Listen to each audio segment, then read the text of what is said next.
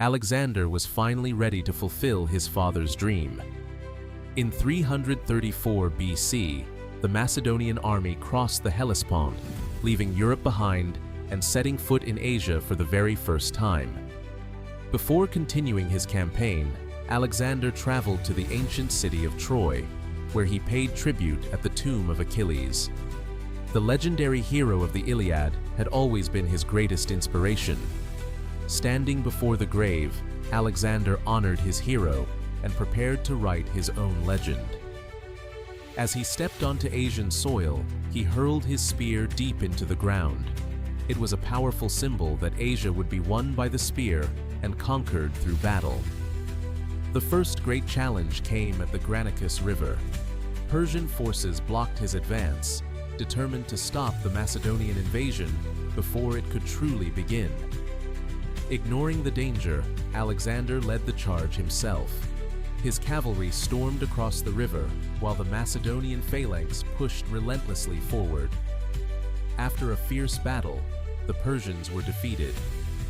The victory at the Granicus marked the first major triumph of Alexander's campaign and opened the gates of Asia Minor. One after another, the Greek cities of Asia Minor welcomed him as a liberator from Persian rule.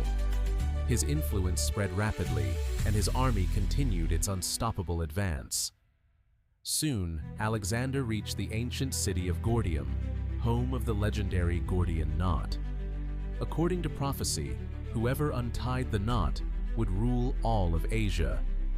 Instead of struggling to untie it, Alexander drew his sword and sliced through it with a single stroke.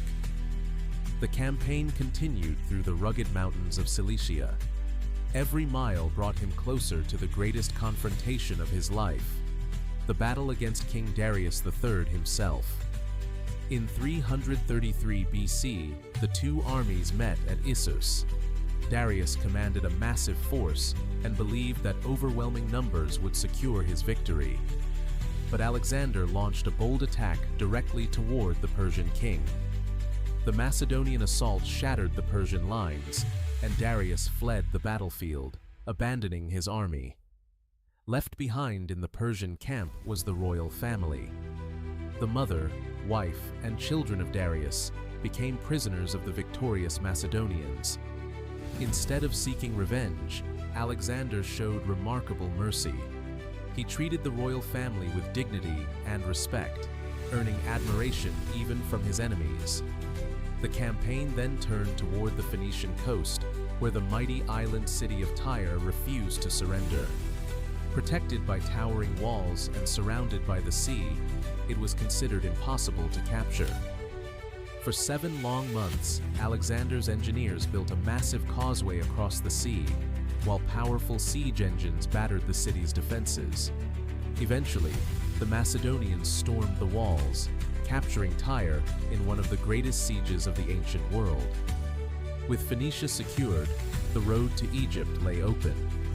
The Egyptians welcomed Alexander not as a conqueror, but as a liberator from Persian rule. On the Mediterranean coast, he founded a new city that would become one of the greatest centers of learning and culture in history, Alexandria. Later, Alexander crossed the desert to the Oracle of Amun at the oasis of Siwa. According to ancient tradition, the priests recognized him as the chosen son of the god, strengthening both his authority and the legend surrounding his name. Now, nothing stood between Alexander and the heart of the Persian Empire. Ahead lay the greatest battles of his life, battles that would decide the fate of the ancient world forever.